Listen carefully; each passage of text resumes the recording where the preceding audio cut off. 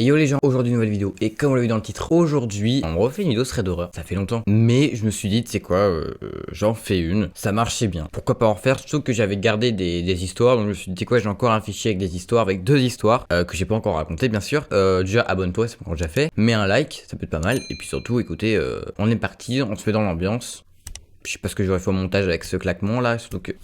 il s'est pas fait, mais c'est pas grave. La première histoire se nomme La Voisine. Donc c'est l'histoire d'un jeune homme qui habitait dans une maison. Et un soir, même plutôt une nuit, il entend quelqu'un frapper à sa porte. Il met pause à son programme télé et il va ouvrir et voir qui y a derrière. Il dit que c'était étrange quand même qu'il y ait quelqu'un qui toque, hein, même qui sonne à sa porte vu qu'il est quand même 23h. Et c'est rare quand même qu'il y ait des gens qui frappent à ta porte à 23h. Et il y a une femme qui se tient là et qui lui demande si elle peut dormir la nuit chez lui. Il se pose quand même pas mal de questions, hein. Il se demande quand même pourquoi une femme la nuit demanderait de dormir chez lui, enfin genre il y a bien une raison. Du coup il lui pose quelques questions et la femme lui dit qu'elle se fait frapper par son conjoint, donc il commence à s'inquiéter quand même pour elle, mais elle lui dit de ne pas s'inquiéter parce qu'elle a déjà appelé sa famille et elles viendront la chercher le lendemain matin. Il est un peu déboussolé, hein, il s'attendait pas à voir ça ce soir-là, et du coup bah, bien évidemment il accepte, hein, et il lui donne son lit pendant que lui il va dormir sur le canapé. Donc là bah du coup ils vont dormir tous les deux, hein, il coupe son programme télé et le lendemain matin il monte, hein, parce que sa chambre était à l'étage, et il voit qu'il y avait personne. Enfin le lit est fait mais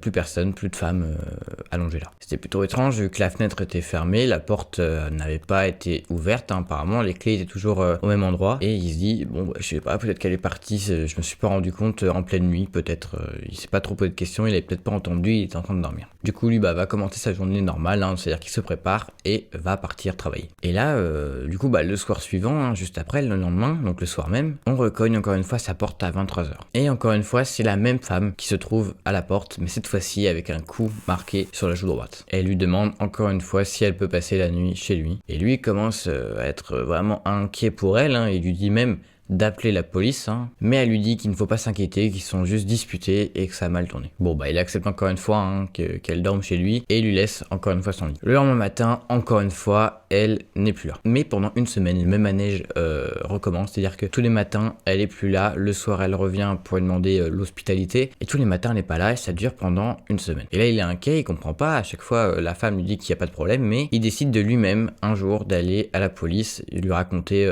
tout ce qui se passe. L'agent de police lui montre une photo, hein, d'une femme qui pourrait peut-être lui ressembler, et il reconnaît justement celle qui venait tous les soirs chez lui. Et la police lui apprend que la jeune femme est morte des coups de son mari une semaine auparavant.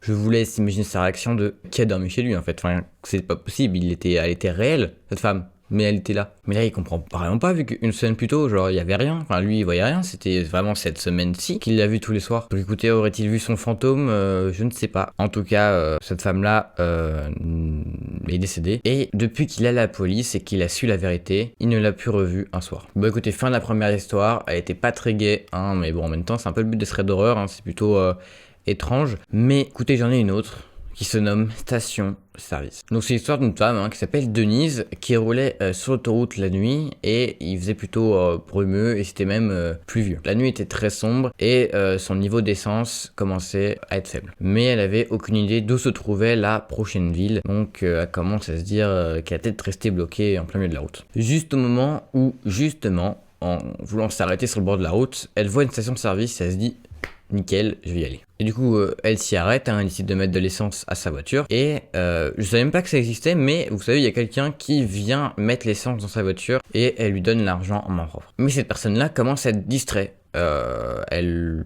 regarde la voiture de Denise assez bizarrement. Et là, cette personne-là lui demande d'ouvrir le capot parce qu'il y a un problème. C'est ce qu'il lui dit en tout cas. Et là, Denise commence vraiment à s'inquiéter parce que y a un mec bizarre qui lui demande d'ouvrir son capot. Faut savoir qu'elle est en pleine nuit dans une station-service, seule avec ce mec. C'est bizarre et elle a peur. Et il lui demande de sortir de la voiture pour checker le moteur. Elle s'exécute, hein, mais elle se demande quand même pourquoi elle se met pas à crier. Parce que quand ça a flippé, elle se dit mais le mec c'est un grand malade. Mais en même temps elle est seule, donc même si elle crie, elle voit pas trop comment elle pourrait se faire aider. Et là elle est devant la voiture et le mec lui tient le bras et il lui dit ces mots: cette voiture a besoin d'une remorqueuse, venez avec moi dans mon bureau. Elle est complètement perturbée, hein, comprend pas trop et se dit mais il n'y a aucun problème, enfin, genre depuis l'heure je roulais, il y avait un problème d'essence mais pas un problème de moteur. Mais le mec la force et lui tire par le bras et il la fait amener dans son bureau. Et une fois à l'intérieur, il lui dit qu'il y a un homme couché sur la banquette arrière de sa voiture. Et il lui propose d'appeler la police. Mais la femme est apeurée et court à toute vitesse vers sa voiture pour partir. Car il lui a mis quand même un peu d'essence, donc elle pouvait partir et oublier ce qui vient de se passer. Donc là elle part, elle repart sur l'autoroute et se dit qu'elle a peut-être échappé à un grand malade. Mais Denise, au bout de quelques minutes, regarde dans son rétroviseur et elle voit véritablement un homme avec une hache dans sa main dans le siège arrière. Le lendemain matin, le cadavre de Denise est retrouvé. Bon, des histoires quand même bien morbides, mais je suis désolé, hein, c'était l'histoire que j'avais. Ces histoires sont pas censées vous faire vraiment flipper, hein, ça vit tous les jours, hein, c'est plutôt des histoires d'horreur un peu qui font peur un petit peu quand vous regardez ça la nuit. Je suis désolé, il faut pas non plus trop prendre ces histoires peut-être au sérieux, hein, c'est peut-être pas même des histoires vraies, je préfère quand même le préciser, c'était des histoires inventées par des gens. En tout cas, j'ai bien aimé vous les raconter. Moi je vous dis à la prochaine, c'était Pierre-Alex, faites gaffe quand même à ce qu'il y a derrière votre banquette arrière, et moi je vous dis à la prochaine. Et ciao.